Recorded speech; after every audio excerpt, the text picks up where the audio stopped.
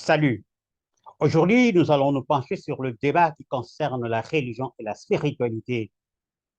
Et nous allons nous y pencher à la lumière de la religion Congo, le Congo, avec un accent sur la science divine en tant que science exacte. Bienvenue à la chaîne Nzilaloa du docteur Kiatizwa Lubandadio Lualuka. Merci de nous suivre. N'oubliez pas de vous abonner et d'appuyer sur la cloche de notification pour ne pas rater nos vidéos.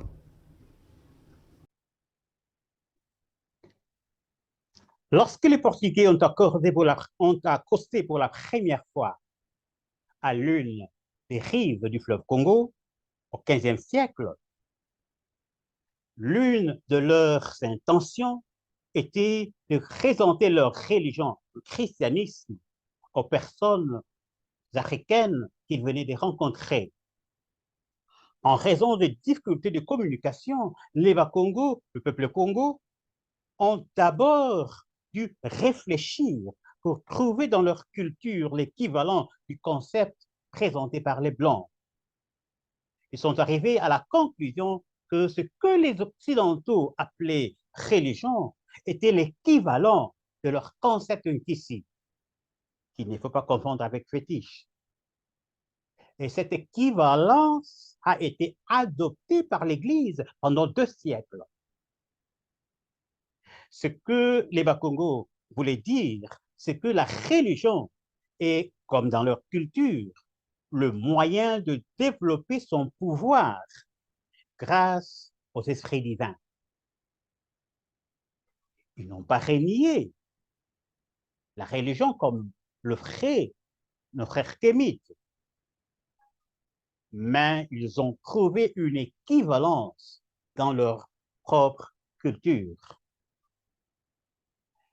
La connaissance que nous avons maintenant de la culture Congo et de la science divine en tant que science exacte nous permet d'apporter plus de lumière sur la question du débat entre religion et spiritualité grâce à la lumière de la culture Congo. 3 éléments nous permettent d'étayer notre argumentaire. Premièrement, la vraie nature du concept de Nkisi. Deuxièmement, le caractère démontrable du concept de Kindoki comme faisant allusion non pas à la sorcellerie, mais à la connaissance et voire à la science, selon Fukuyao. Troisièmement,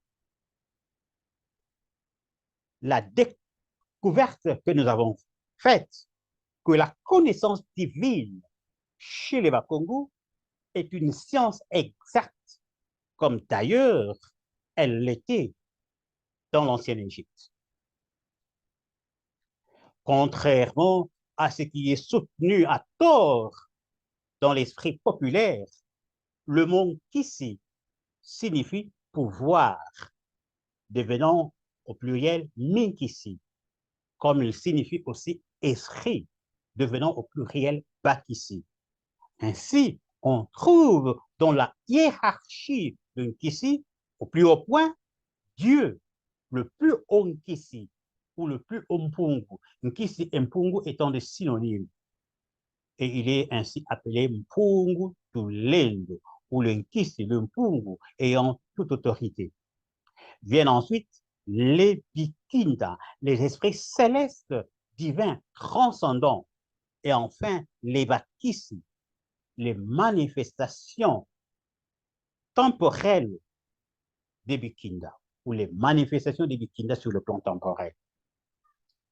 Le mot Kindoki fait allusion aux différentes phases du processus initiatique et à l'expérience vécue par l'initié au cours de sa formation.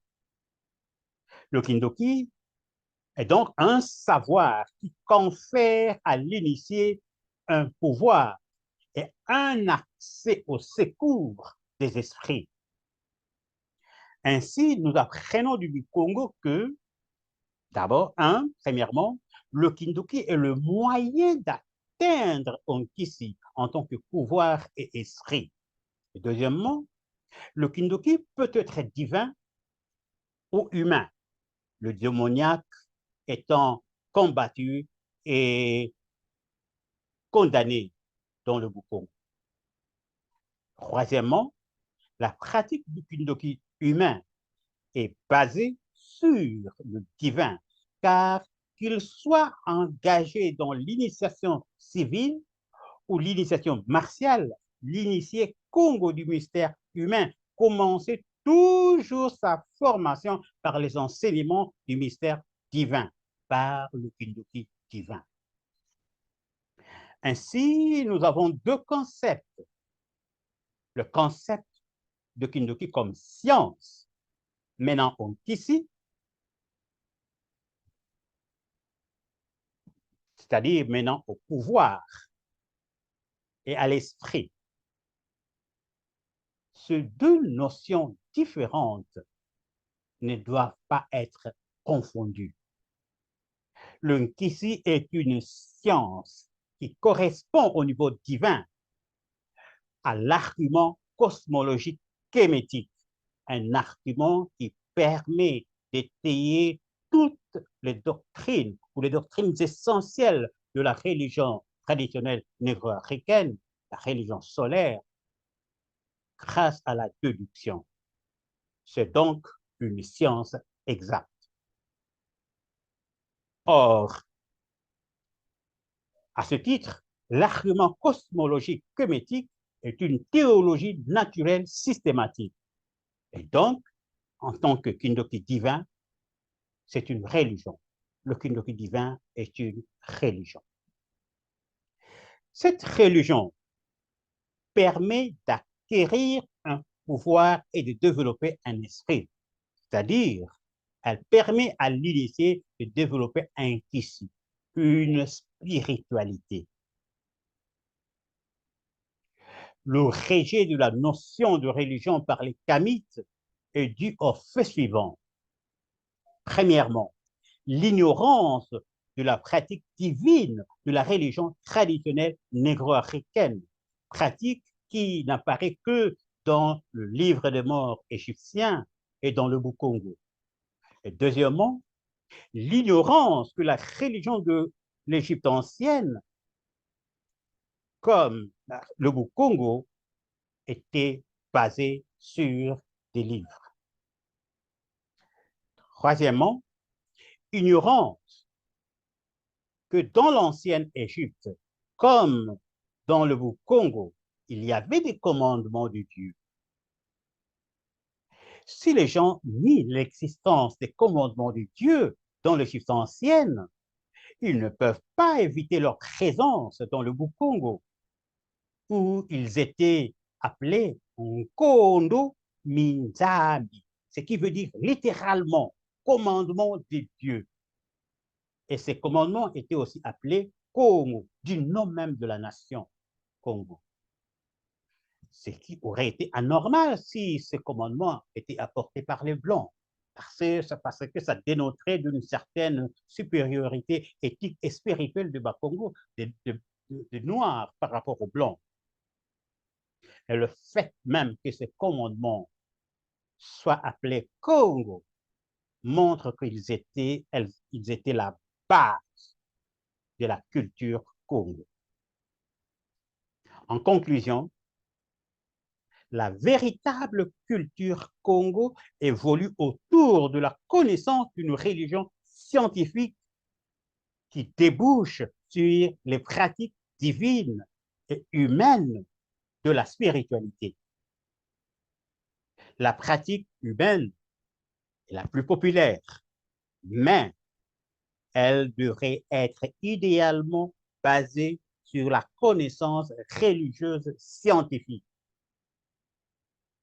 Ainsi, à la lumière du Congo, religion et spiritualité sont inséparables. Merci. Si vous avez aimé cette vidéo, s'il vous plaît, likez, et partagez.